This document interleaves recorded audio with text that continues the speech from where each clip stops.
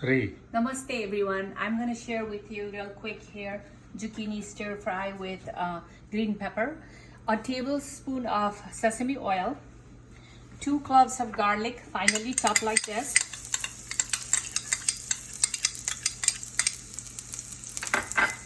then put pinch of salt.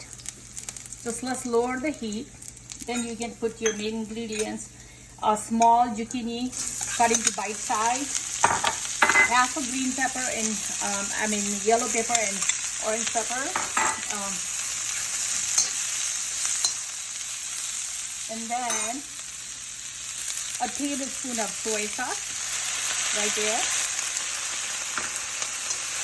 And then salt is your preference, it could be less, it could be more, however you like it. And you can put pinch of cayenne pepper powder, just pinch right here.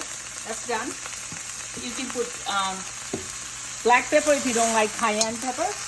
And second last ingredient, quarter of a cup of peanut.